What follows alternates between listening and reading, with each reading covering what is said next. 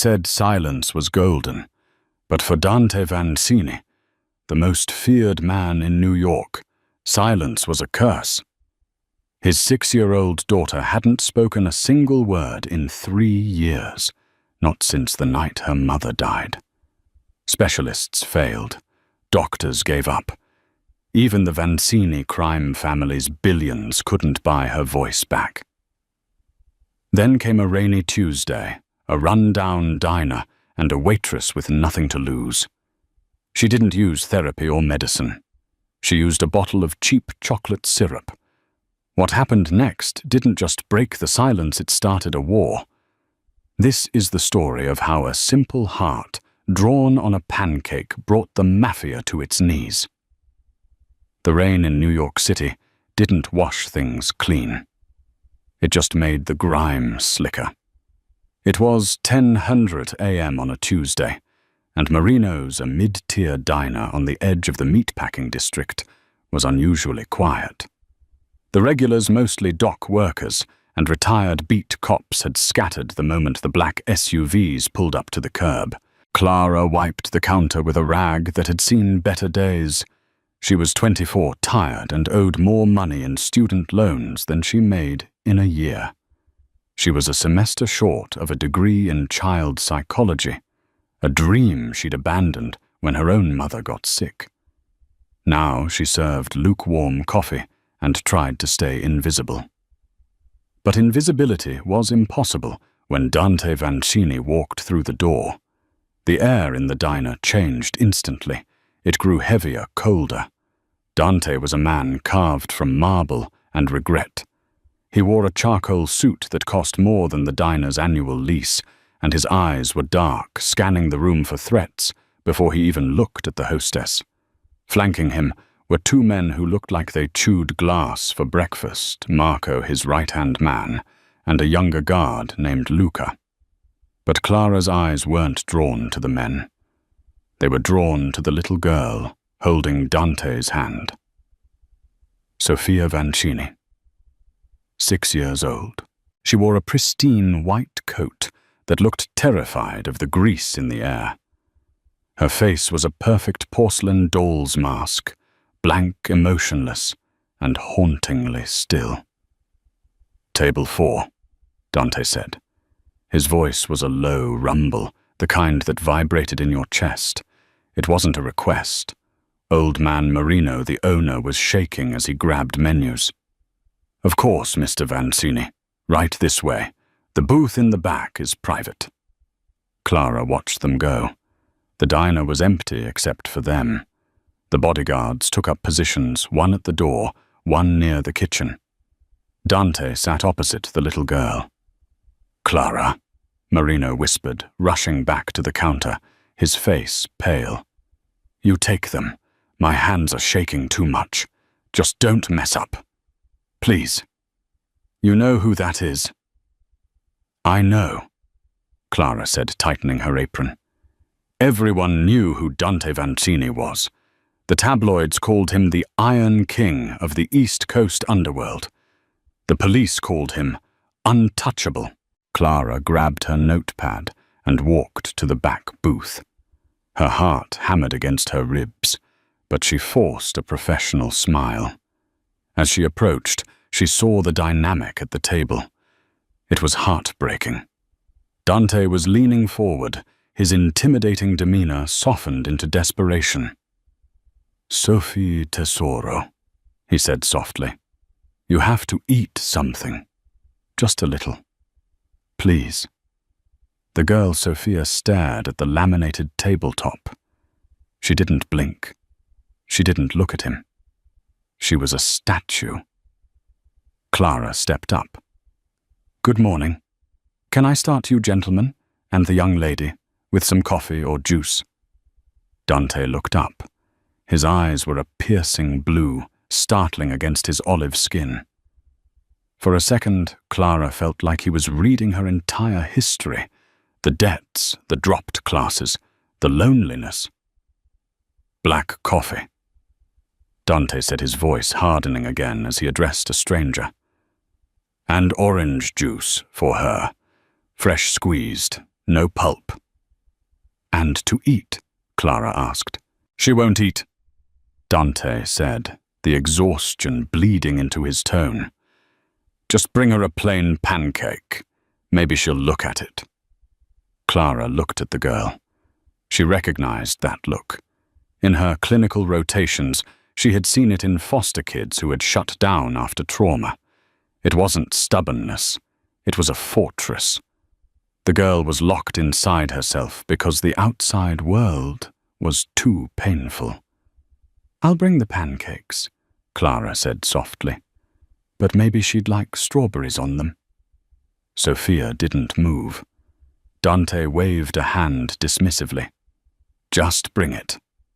Clara walked back to the kitchen, her mind racing. She knew she should just do her job. Drop the check and get the tip. But the look in that little girl's eyes.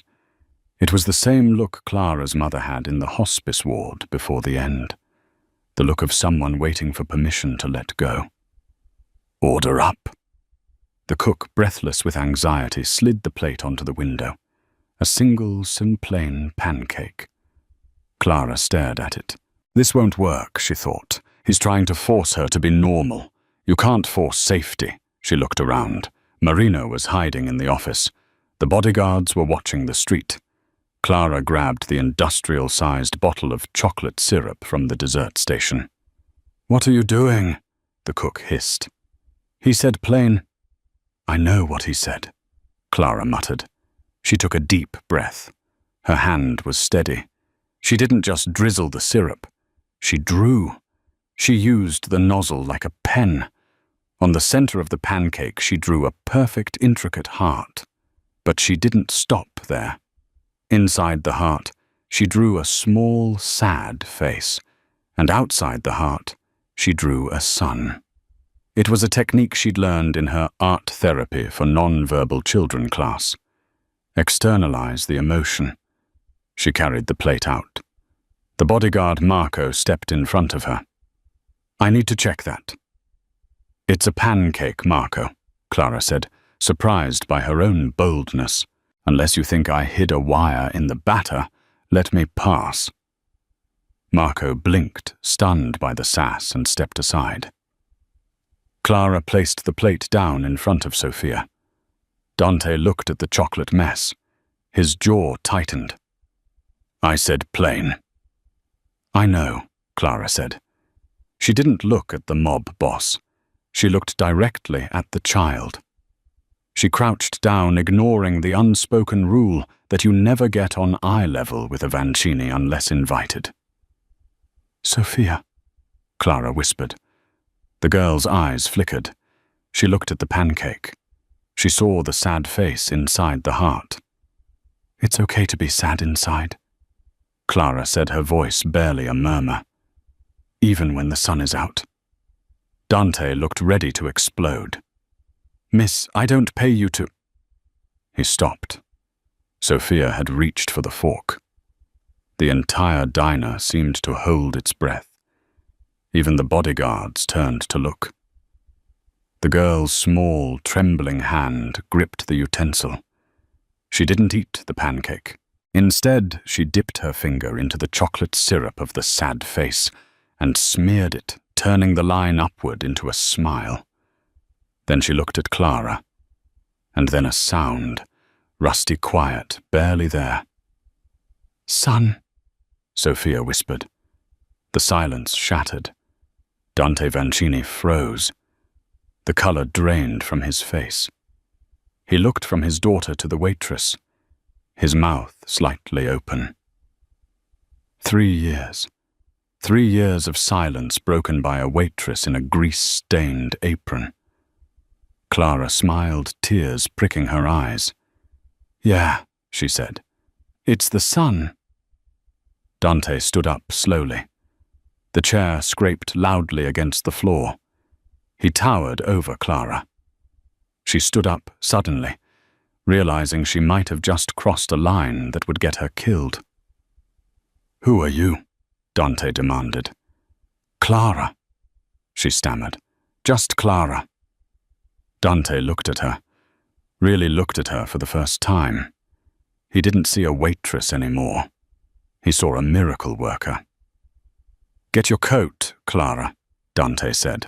"Excuse me, you're done here," he said, pulling a wad of $100 bills from his pocket and throwing them onto the table easily, $5,000. "You're coming with me." "I'm not going anywhere with you," Clara said, backing up until her hips hit the counter. The rush of the breakthrough with the child was replaced by cold, hard fear. This was a kidnapping. Marco, the large bodyguard, stepped forward, blocking her path to the kitchen. "The boss asked you to come." "He told me to come." Clara corrected her voice, trembling but defiant. "There's a difference." Dante watched her interaction with his men. Most people cowered. Clara was shaking, yes, but she was standing her ground. He liked that. He needed that. "I apologize," Dante said, his voice smoothing out, shifting from the capo to the businessman. "I'm not used to asking, but I am asking. My daughter. She hasn't spoken since the accident. Since my wife died. 3 years, Clara. I have hired the best doctors in Switzerland, the best therapists in New York. Nothing. You drew a picture, and she spoke." He gestured to Sophia, who was now quietly eating the pancake, tracing the chocolate lines with her fork. She looked peaceful for the first time in years. "I need you to work for me," Dante said. "Name your price." Clara shook her head. "I'm not a therapist. I'm a waitress. I didn't finish my degree." "I don't care about degrees." Dante snapped, his patience fraying. "I care about results. I'll pay you $10,000 a week. You live at the estate. You provide companionship and therapy for Sophia." Clara gasped. $10,000 a week? That would pay off her mother's medical debts in a month. It would clear her student loans in 2. But the Vancini estate. That was the fortress in Long Island where people went in and didn't always come out. "I can't," Clara said. "I have a life here." It was a lie. She had a cat and an empty apartment in Queens. Dante stepped closer. He smelled of expensive cologne and gun oil. "Clara, look at her." Clara looked. Sophia had stopped eating and was watching Clara, a look of panic starting to return to her eyes as she realized Clara was leaving. "She chose you," Dante said quietly. "Don't walk away from a child who needs you." It was a low blow, a manipulative, dirty tactic, and it worked perfectly. "I have conditions," Clara said, surprising herself. Dante raised an eyebrow. "Conditions? I don't live there. I commute. I want weekends off, and no guns around me, or the girl when we are working." The bodyguards chuckled. Dante didn't smile. "You'll live there because it's the only way to ensure your safety once you're associated with me," Dante said. "Weekends off, fine. As for the guns, my men protect my family. If you are part of the household, they protect you too. That is non-negotiable." Clara looked at Marino, the diner owner, who was frantically nodding at her to say yes, so these dangerous men would leave his shop. "Fine," Clara whispered. "I'll pack a bag." "We'll buy you new things," Dante said, turning on his heel. "Marco, escort her to the car. We leave now." The ride to Long Island was silent. Clara sat in the back of the armored SUV facing backward, watching the city shrink away. Sophia sat next to her, clutching a stuffed bear. Dante was in the front on the phone, speaking rapid-fire Italian. Clara caught snippets. "Traditore traitor. Trovatelo. Find him." She shivered. She had walked out of a diner and into a war zone. They arrived at the Vancini estate just as the sun was setting. It wasn't a house. It was a fortress. High stone walls, iron gates, and armed guards patrolling the perimeter with German shepherds. As the car pulled into the circular driveway, the front door opened. An older woman in a housekeeper's uniform stepped out looking anxious. This was Eleanor Waite. No, the user said. No names. Elena. This was Rosa, the head housekeeper. Mr. Dante, Rosa said, rushing to the car door. Thank God you're back. There was a call. Dante stiffened. He stepped out of the car, adjusting his cuffs. What call? From the West Side boys, Rosa whispered, glancing fearfully at Clara. They know you're looking into the leak. Dante's face went hard. He turned to Marco. Take Clara and Sophia to the East Wing. Lock it down. No one in or out unless I authorize it. Wait, Clara said, stepping out onto the gravel. What leak is she in danger? Dante turned to her. The look in his eyes was terrifyingly intense. He reached out and for a brief second touched her arm. His hand was warm, his grip firm. You're in my world now, Clara, he said. Everyone is in danger. But as long as you get her to talk, as long as you save my daughter, I will burn the world down to keep you safe. He walked away towards the main office, barking orders at his men. Clara stood in the driveway, the wind whipping her hair. She looked down at Sophia. The little girl reached up and took Clara's hand. Son, Sophia whispered again. Clara squeezed the small hand. Yeah, sweetie. We're gonna find the sun. But as she looked up at the looming mansion with its dark windows and armed guards, Clara knew the sun didn't shine much in the Vancini world. She had just walked into the shadows, and somewhere in those shadows, someone was watching. Up on the third floor, a curtain moved, just a fraction. Someone was watching their arrival. Someone who didn't want Sophia to talk. Because if the little girl spoke, she might reveal the secret that got her mother killed. Clara wasn't just a nanny anymore. She was a target.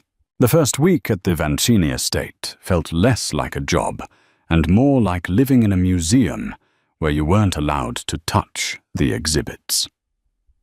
The East Wing designated for Sophia and Clara was a sprawling suite of rooms filled with antique French furniture silk drapes and a silence so thick it felt heavy in the lungs. Clara quickly learned that the Vancini household operated on a schedule of military precision. Breakfast at 8:00 a.m. sharp, security check at 9:00 a.m., tutors who were currently suspended at 10:00 a.m. But Clara threw the schedule out the window on day one. We aren't doing lessons in the study, Clara announced to Rosa, the head housekeeper, on Wednesday morning. Rosa, a stout woman with a face etched by years of worrying about Dante, looked horrified. Mr. Dante insists on the study. It is secure, Rosa argued, wringing her hands in her apron. The study is dark and smells like old cigars, Clara countered. We're going to the solarium. Sophia needs light. If she's going to speak, she needs to feel like she's not in a prison. Clara took Sophia's hand. The little girl was clutching her stuffed bear, a tattered thing named Mr. Cuddles that looked out of place against her expensive velvet dress. Sophia looked up at Clara, her eyes wide. She hadn't spoken a word since the sun incident at the diner, but she hadn't let go of Clara's hand either. They moved to the solarium, a glass-walled room overlooking the manicured gardens. It was beautiful, but Clara noticed the grim reality immediately. The glass was bulletproof, thick and distorted at the edges, and two armed guards stood outside in the rose bushes, pretending to look at the flowers, while their hands hovered near their waistbands. Clara set up a station on the floor.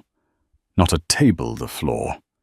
She laid out butcher paper paints, crayons, and bottles of chocolate syrup. "Okay, Sophia."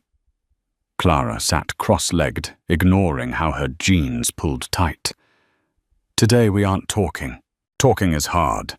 Today we make a mess." Sophia hesitated. In this house, messes were cleaned up instantly. Messes were forbidden. Clara squeezed a blob of bright blue paint onto the paper. Then she stuck her entire hand in it and slapped a blue handprint onto the page. Sophia gasped, a tiny, audible intake of breath. "Your turn." Clara grinned. It took 10 minutes, but eventually, Sophia Vancini, the heiress to the biggest crime syndicate in New York, was covered in paint. She was giggling, a soundless shaking motion of her shoulders as she smeared yellow and green across the paper. It was in this moment of chaotic joy that the door opened. It wasn't Dante. It was a man Clara hadn't met yet. He was younger than Dante, perhaps late 20s, with slicked-back blonde hair and a suit that was too shiny, too trendy. He had a smile that didn't quite reach his eyes. "Well, well," the man said, stepping over a puddle of chocolate syrup. "I heard Dante brought home a stray, but I didn't realize she was running a daycare." Sophia instantly froze. The joy evaporated. She scrambled backward, hiding behind Clara. Clara wiped her paint-covered hands on a rag and stood up, placing herself between the man and the girl. "And you are Julian Rossi," he said, extending a hand. "The consigliere, or as I like to say, the guy who cleans up the messes Dante makes. I'm Dante's cousin." Clara didn't shake his hand. "We're in the middle of a session, Mr. Rossi. It's private." Julian laughed, a dry, humorless sound. "Nothing in this house is private, sweetheart. Everything is watched. Everything is recorded."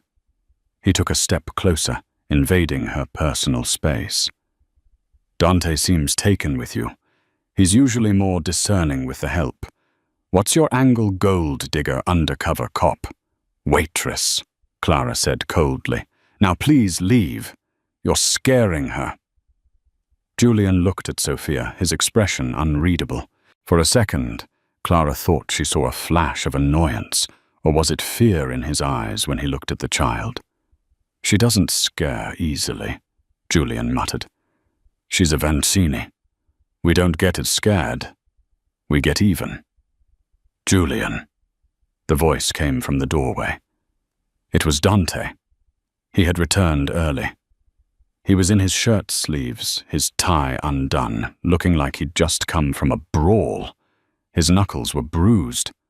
"Dante!" Julian's demeanor flipped instantly. He smiled, backing away. "Just welcoming the new guest. Checking on the princess." "Get out," Dante said. Low. Dangerous. Julian held up his hands in surrender. All right. Touching base, that's all. We have the shipment coming in tonight at the docks. I needed your signature on the transfer orders. Leave the papers in my office, and stay out of the East Wing, Dante growled. Julian gave Clara a wink and slipped out the door. The tension in the room remained high. Dante looked at the mess on the floor. The paint, the syrup, the ruined, expensive rug. Clara held her breath, waiting to be fired. Dante walked over to the painting. He crouched down, ignoring the risk to his Italian dress pants. He looked at the chaotic swirl of colors. "Isabella used to paint," he said softly, almost to himself. "She loved watercolors. She tried to teach Sophia before." He trailed off. He looked up at Clara. The anger from the encounter with Julian was gone, replaced by a profound weariness. "Did she speak?" "No," Clara said honestly. "But she laughed, without sound. But she laughed." Dante closed his eyes, exhaling a breath he seemed to have been holding for years. "Thank you." Your cousin, Clara said, deciding to be brave. He scares her. Dante's eyes snapped open. The ice returned. Julian is family. He's annoying, he's ambitious, but he's family. He was with us the night Isabella died. He drove the car that got Sophia to safety. Clara bit her lip. Sophia hid behind me when he walked in. A child's instinct is rarely wrong, Dante. It was the first time she had used his first name without Mr. Dante stood up, towering over her. The proximity was dizzying. Be careful, Clara. You're here to fix her heart, not to critique my organization. Julian is loyal. Is he? Clara challenged. Because he just told me that nothing here is private. That implies he's watching. If he's watching me, he's watching her. Why does a 6-year-old need to be watched by her own cousin? Dante stared at her. The silence stretched, charged with an electricity that Clara couldn't quite name. It wasn't just fear. It was attraction. He was a dangerous man, a killer, but the way he defended his daughter made Clara's chest ache. I watch everyone, Dante said finally, because I can't lose anyone else. He turned to leave, but stopped at the door. Dinner is at 7 tomorrow. Formal dining room. You'll eat with me. Both of you. I thought I was the help, Clara said. Dante looked back over his shoulder, his eyes sweeping over her paint-splattered jeans. Tonight, you're not the help. Tonight I need someone at the table who isn't trying to kill me or ask for money. As he left, Clara felt a shiver run down her spine. She looked down at Sophia. The little girl had picked up a black crayon. While the adults were arguing, Sophia had drawn a new picture. It wasn't a heart. It was a car. A black car. And in the window of the car she had drawn a stick figure with yellow hair. Yellow hair. Like Julian, and in the stick figure's hand, a red, jagged line. A gun. Clara's blood ran cold. Dante said Julian drove the car that got Sophia to safety. But Sophia's drawing didn't look like a rescue. It looked like a threat. Clara quickly folded the paper and tucked it into her pocket. She couldn't show Dante yet. Not until she was sure. If she accused his cousin without proof, she'd be on the street or worse at the bottom of the Hudson River. She needed to know what happened the night Isabella died. And she had a feeling the only person who could tell her was the silent girl sitting in the paint. Dinner was a surreal affair. The dining room was long enough to play bowling and lit by a crystal chandelier that probably cost more than Clara's entire childhood home. Dante sat at the head Sophia on his right and Clara on his left. Dante had showered and changed into a black tuxedo shirt, unbuttoned at the top. He looked less like a mob boss and more like a weary prince. Clara had changed into the only nice dress. She had brought a simple navy blue wrap dress. The conversation was stilted. Dante asked about the therapy. Clara talked about color theory. Sophia ate her pasta one noodle at a time, watching her father. Why do you do it? Clara asked suddenly, breaking the polite silence. Dante paused his wine glass halfway to his lips. Do what? This. Clara gestured to the room, the guards outside the opulence. The life. You have enough money to leave. To go to, I don't know, New Zealand. Raise sheep. Why stay in a world where you have to check your car for bombs? Dante set the glass down. It's not a job, Clara. It's a legacy. My father built this. His father built this. If I leave, the vacuum of power destroys the city. Gangs who don't have our code will take over. I keep the chaos in check. A noble monster, Clara murmured. Dante smiled, a rare, genuine smile that crinkled the corners of his eyes. Exactly. Suddenly the lights flickered. The chandelier dimmed, then surged brightly, then went out completely. The room was plunged into darkness. "Down!" Dante roared. Before Clara could process the command, Dante had lunged across the table. He didn't go for a weapon. He went for Sophia. He grabbed his daughter and pulled her under the heavy oak table. "Clara, get her down." Clara dropped to the floor, just as the sound of shattered glass erupted. A window in the far corner blew inward. Pop, pop, pop. Silenced gunshots. They were taking fire. "Marco!" Dante shouted into his lapel microphone. "Status. Breach in the north garden jammer is blocking the alarms. We're coming in." Marco's voice crackled through the earpiece. Dante grabbed Clara's arm, dragging her under the table with them. It was a tight squeeze. The three of them were huddled in the dark, the smell of roasted garlic and gun smoke mixing in the air. Sophia was shaking violently. She buried her face in Dante's chest. Dante had one arm wrapped around his daughter, the other hand gripping a sleek black pistol he had drawn from a holster at the small of his back.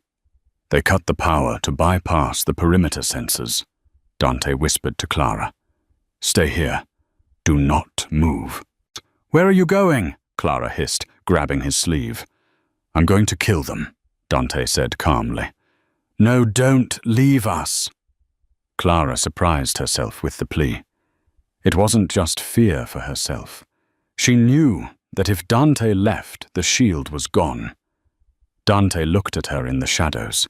He reached out and brushed a strand of hair from her face. "I have to draw their fire. If I stay, they shoot at the table. If I move, they shoot at me." He rolled out from under the table. Clara clamped her hands over Sophia's ears. She heard Dante shout something in Italian, a challenge. Then gunfire erupted loud and deafening. Dante was moving, firing as he ran toward the foyer, drawing the attackers away from the dining room. Clara's heart hammered against her ribs like a trapped bird. She looked at Sophia.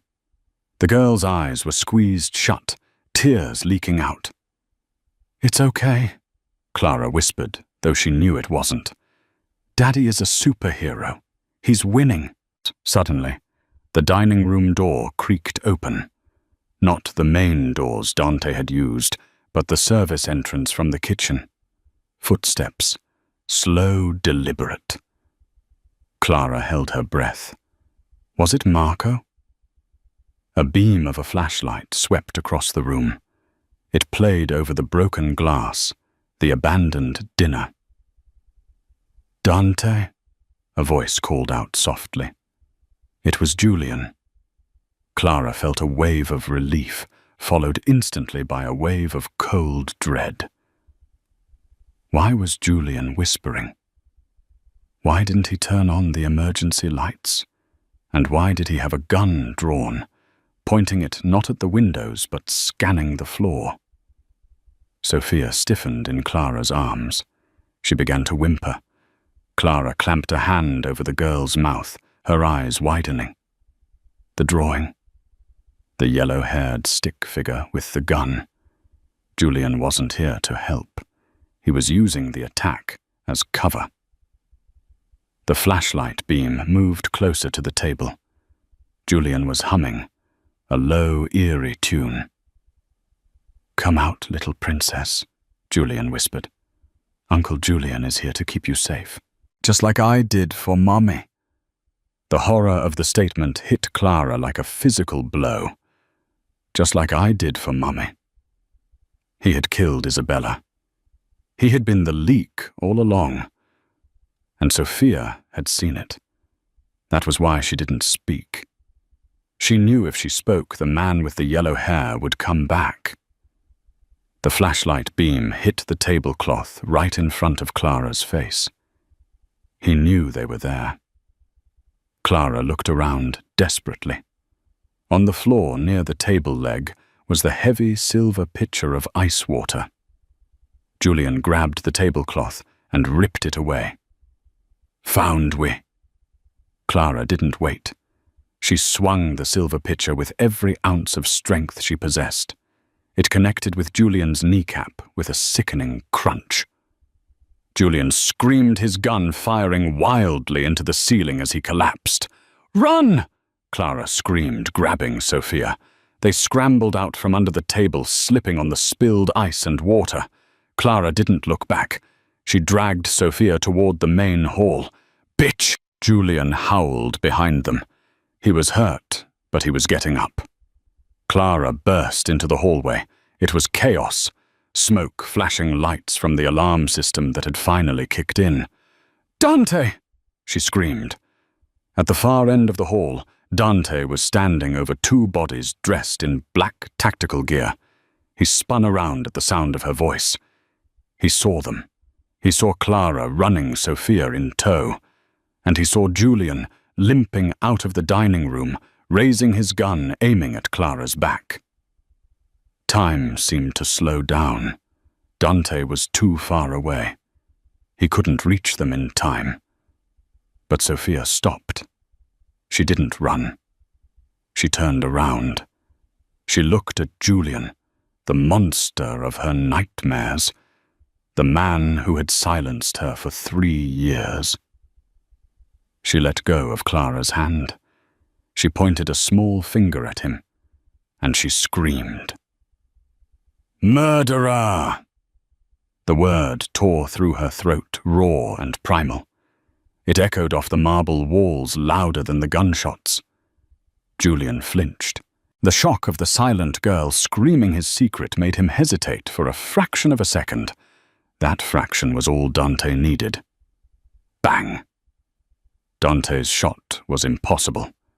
50 feet through smoke past his own daughter. The bullet struck Julian in the right shoulder, spinning him around and dropping him to the floor. Dante didn't stop. He sprinted down the hall, a blur of fury. He reached Julian before the man could recover his weapon. Dante kicked the gun away and pinned his cousin to the floor with a boot to the throat. "What did she say?" Dante hissed, his voice trembling with a rage that shook the floorboards. "What did my daughter just call you?" Julian coughed blood, grinning through stained teeth. "She's crazy, Dante, just like her mother." Dante looked up at Sophia. Clara had fallen to her knees, wrapping her arms around the trembling child. Sophia was sobbing now, great heaving sobs that shook her tiny frame. The dam had broken. "He hurt Mommy," Sophia wailed, her voice hoarse but clear. "He made Mommy sleep in the car. With the red paint." The red paint. Blood. Dante looked back down at Julian. The realization washed over him. The betrayal. The grief. The 3 years of watching his daughter suffer, thinking it was trauma from the crash, when it was fear of the monster sleeping in the guest house. Dante pressed his boot harder. "Marco," he bellowed. Marco appeared from the smoke, bleeding from a cut on his forehead, but alive. "Take him to the basement," Dante said. His voice was dead, void of all humanity. "Keep him alive. I want to have a very long conversation with him later." As Marco and Luca dragged the screaming Julian away, Dante collapsed to his knees. He didn't care about the bodies of the assassins in the hall. He crawled toward Clara and Sophia. He reached them and pulled them both into a crushing embrace. He buried his face in Sophia's neck, weeping openly.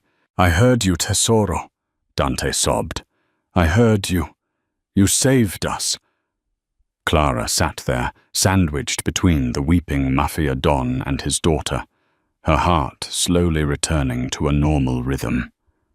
She looked at Dante's hand, which was gripping her shoulder, as if she were the only thing anchoring him to the earth.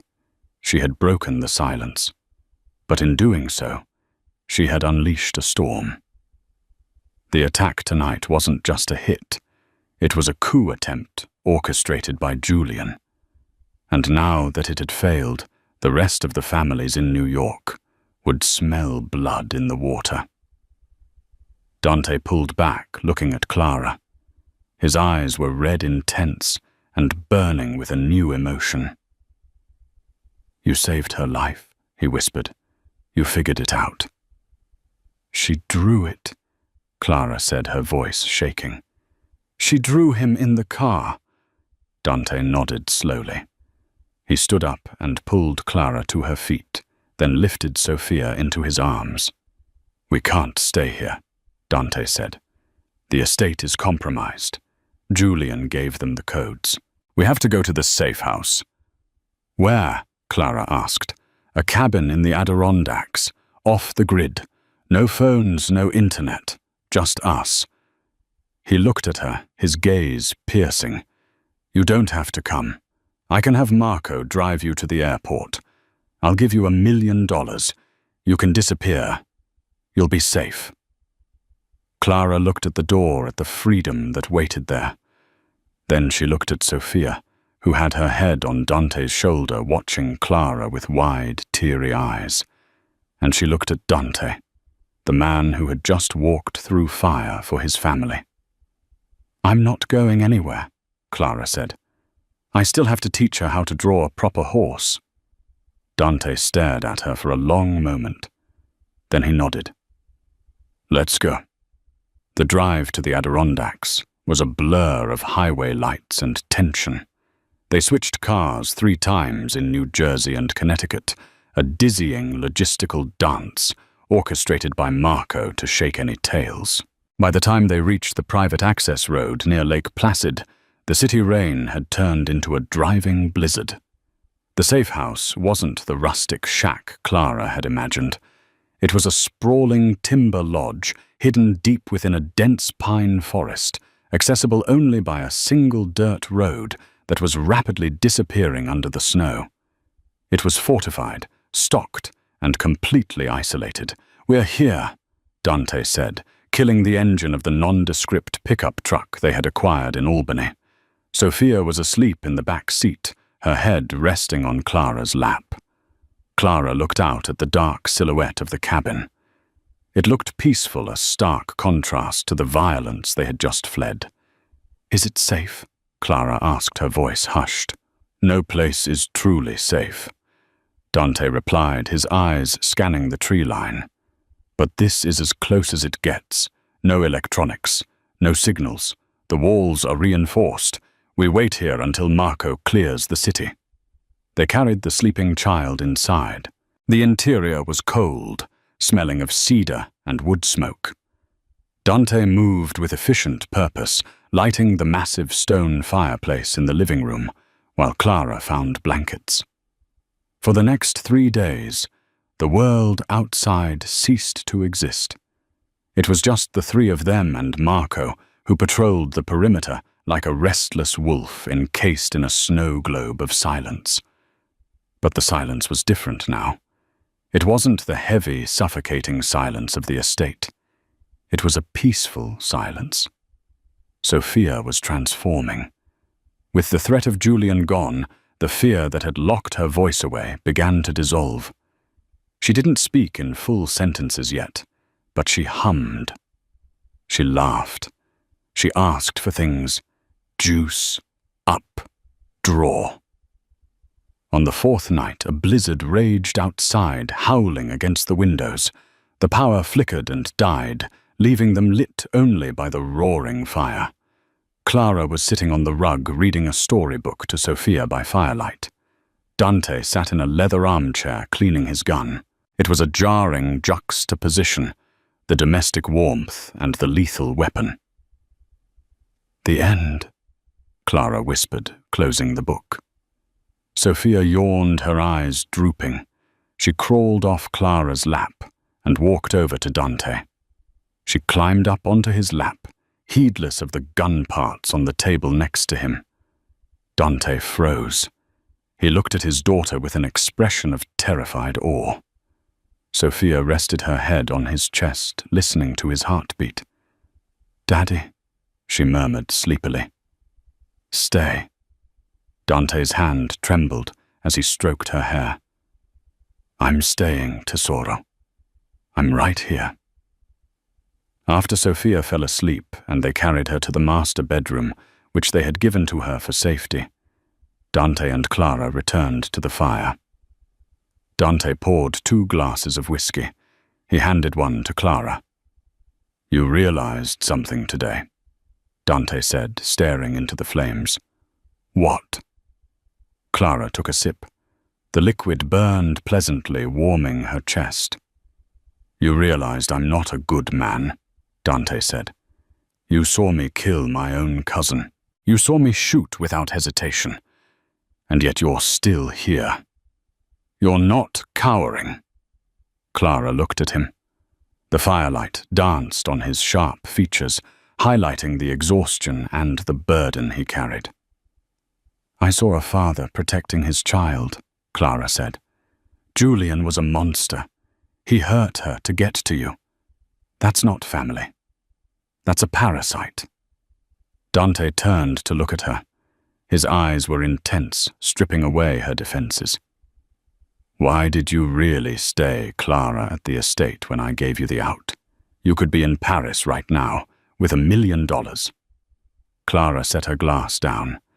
She stood up and walked to the window, looking out at the swirling snow. Because I was the girl who didn't speak once, she admitted softly. Dante stood up. He moved silently across the room until he was standing just behind her. She could feel the heat radiating from him. Tell me, he whispered.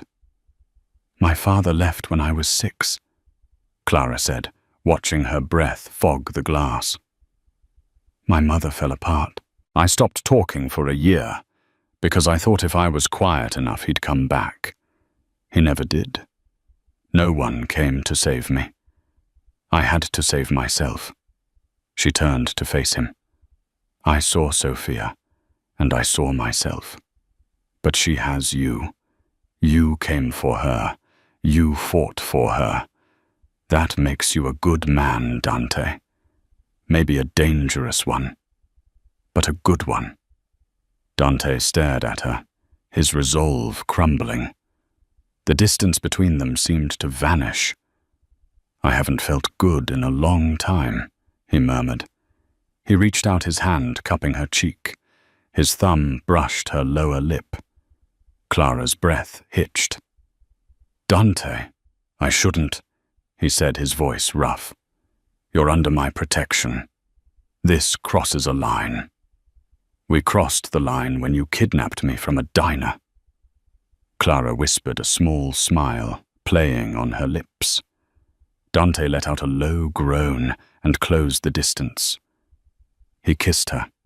It wasn't gentle. It was desperate. It was a kiss born of adrenaline fear and days of simmering tension. Clara wrapped her arms around his neck, pulling him closer. He tasted of whiskey and danger. His hands tangled in her hair, his grip possessing. For a moment, the mafia, the hit men, the millions of dollars, it all faded. There was just the man and the woman in the firelight. But the moment was shattered by the sound of the front door slamming open. Dante broke the kiss instantly, spinning around his body, shielding Clara. He reached for the gun on the table, but it was too far. It was Marco. He stumbled into the room, covered in snow, his face pale. "Boss!" Marco gasped, clutching his side. Blood was seeping through his fingers. "They found us." Dante was at his side in a second. "Who Julian is in the basement back in New York." "Not Julian," Marco wheezed. "Moretti, the Moretti family. Julian sold the location to them before you shot him. He had a dead man's switch on his phone." Dante cursed, a wood string of Italian profanity. The Moretti family were their oldest rivals, brutal and without honor. If they were here, they weren't here to talk. They were here to wipe the Vancini line off the map. "How many?" Dante demanded. 6, maybe 8. They have the perimeter. I took one out, but I got tagged. Dante dragged Marco to the sofa. Clara, get the first aid kit from the kitchen. Then get Sophia. We're leaving. We can't leave, Marco grunted. They disabled the truck. Tires are slashed, and they're watching the road. Dante looked at the window. The snow was coming down harder. They were trapped. Okay, Dante said, his voice turning icy calm. The lover was gone. The Don was back. If they want a war, we give them a war. He looked at Clara. Can you shoot? Clara's hands were shaking as she handed him the first aid kit. No. Dante grabbed a smaller pistol from his ankle holster and pressed it into her hand. It was heavy and cold. Point and pull, Dante said. Take Sophia to the basement. There is a panic room behind the wine rack. Lock it from the inside. Do not open it for anyone but me. If anyone else tries to get in, he looked at the gun in her hand. You don't hesitate. You understand. Dante, Clara said, terror gripping her throat. What are you going to do? Dante checked the magazine of his main weapon. He walked to the door, killed the lights, and looked out into the white void. I'm going to remind the Morettis why they used to be afraid of the dark. The basement panic room was cold and smelled of damp earth. Clara huddled in the dark, clutching the heavy pistol Dante had given her. Beside her, Sophia lay curled on a cot wearing noise-cancelling headphones, humming softly to block out the nightmare unfolding above. Upstairs, the cabin shuddered under the assault. Dante moved through the darkened hallways like a ghost. He had flipped the heavy oak dining table for cover, trading fire with the 6 mercenaries surrounding the house. Marco was already down, bleeding out on the sofa from a gut shot, clutching a shotgun he was too weak to lift. Vancini! Enzo Moretti's voice boomed from the snowy darkness outside. Give us the girl, or we burn this place down. Dante fired back, taunting them, refusing to yield. But then the shooting stopped. Check your phone, Dante, Enzo shouted. Dante pulled out his burner. A picture message showed a man on the roof of the cabin, tilting a canister over the ventilation shaft. Nerve agent. Enzo lied. It was gasoline, but the threat was effectively the same. It sinks. Your little girl won't even wake up. Dante froze. The panic room was reinforced, but the air intake wasn't military grade. If they poured gas down the vents, Clara and Sophia would die in minutes. He looked at Marco, who shook his head weakly, but Dante knew the math. He had to buy them time. Stop! Dante screamed. He dropped his empty magazine and placed his weapon on the floor. I'm coming out. Dante walked out the front door, hands raised, stepping into the blinding high beams of the SUVs. Enzo Moretti stepped forward, wearing a thick fur coat and a cruel smirk. He wasted no time pistol-whipping Dante across the face. Dante fell to his knees in the snow, tasting blood. You embarrassed my father, Enzo spat, leveling his gun at Dante's forehead. You think I'm going to let you live? I'm going to kill you, then I'm going to go downstairs and finish the bloodline. Enzo cocked the hammer. Say goodbye, Iron King. But Enzo hadn't counted on Clara. She hadn't stayed in the panic room. Realizing Dante was surrendering, she had squeezed through the narrow coal chute and shimmied up the icy trellis to the roof. Perched precariously on the frozen shingles, wearing only a sweater, she leveled Marco's backup revolver. She didn't aim for Enzo. She knew she'd miss. She aimed for the jerry can in the hands of the man by the vent. Bang! The bullet struck the metal can. The fumes ignited instantly. A massive fireball erupted on the roof, knocking the henchman off and showering the porch below with burning fuel and debris. The explosion threw Enzo forward, knocking him flat into the snow. Dante didn't hesitate. He lunged. He tackled Enzo, ripping the submachine gun from his hands and spraying bullets to suppress the other gunmen scrambling away from the fire. "Clara!" he screamed, looking up just in time to see her lose her grip on the icy roof. She slid helplessly off the edge and plummeted into a deep snowbank below. Enzo scrambled up, pulling a knife since he had lost his gun. "Kill them all!" Dante tossed the empty gun aside and met Enzo hand to hand in the snow. Rage fueled him. He caught Enzo's wrist, headbutted him with a sickening crunch, and drove him face first into the hood of the SUV. "Stay down," Dante growled. The remaining gunmen regrouped, raising their weapons to execute Dante. But suddenly, sirens pierced the night. Red and blue lights flooded the driveway. "FBI, drop your weapons." The Moretti crew froze. Getting arrested was bad. A shootout with the feds was suicide. They dropped their guns and raised their hands. Dante looked at the lead officer. It wasn't the FBI. It was Officer O'Malley, a corrupt cop on Dante's payroll leading a staged raid. "You'll need a priest, Enzo," Dante whispered as the SWAT team zip-tied the attackers.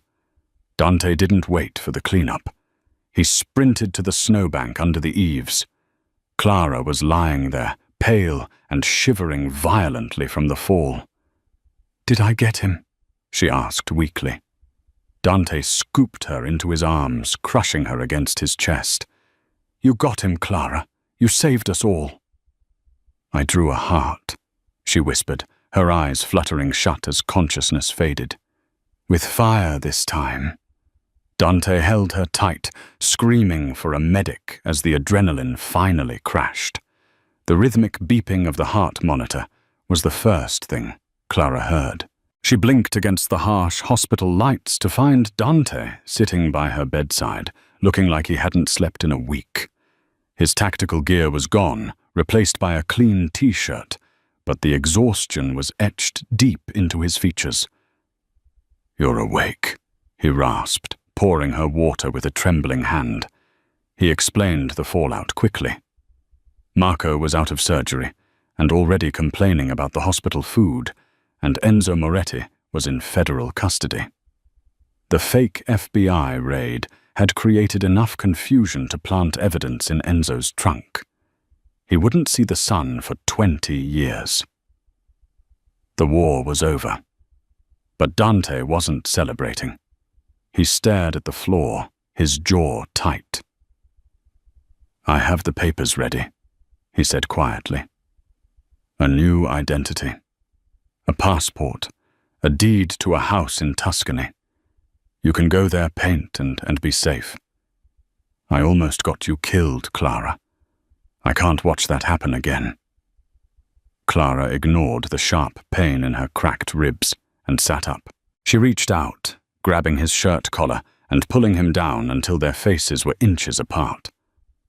"I didn't jump off a roof for a paycheck, Dante," she whispered fiercely, "and I didn't do it for a house in Tuscany. I did it because I love her. And God help me, I love you." Dante froze. The Iron King mask crumbled, leaving just a man terrified of his own heart. "I'm a criminal, Clara. I have blood on my hands." "And I have chocolate syrup on mine," she countered. "We're a mess, but we're a mess together. Don't you dare send me away unless you don't love me." He searched her eyes for fear and found only steel. With a ragged sigh of surrender, he closed the distance. "I've loved you since the moment you stood up to me in the diner." He kissed her, then a desperate, tender seal of a promise. The door creaked open. "Daddy."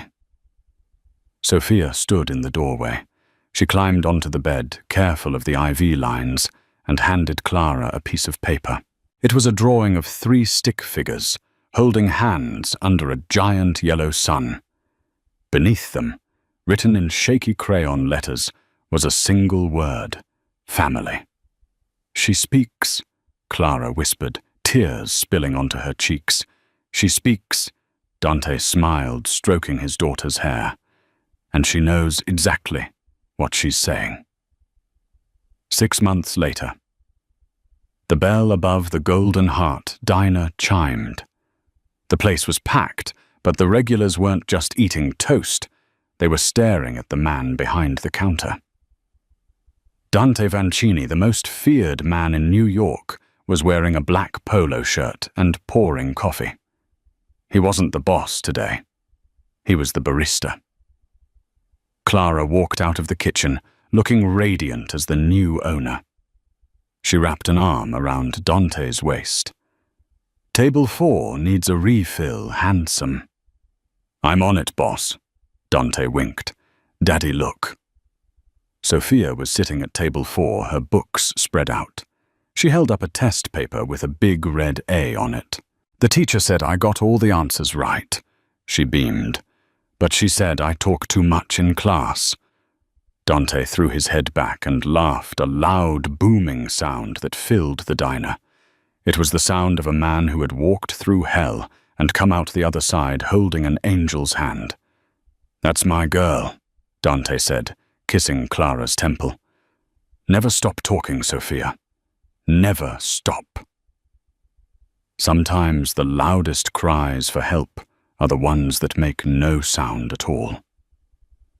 Dante Vanchini thought money and power could fix his broken family, but it took a waitress with a bottle of chocolate syrup to understand that healing isn't about force, it's about connection. Clara and Dante's story reminds us that love often shows up in the most unexpected places amidst danger and silence, and that true family isn't just about blood, but about who is willing to walk through the fire for you. Did this story keep you on the edge of your seat? Would you have had the courage to stand up to a mob boss to save a child? Let me know in the comments below. If you enjoyed this journey of suspense and romance, please like this video. Share it with a friend who loves a good twist, and subscribe to the channel so you never miss a story. Thanks for watching.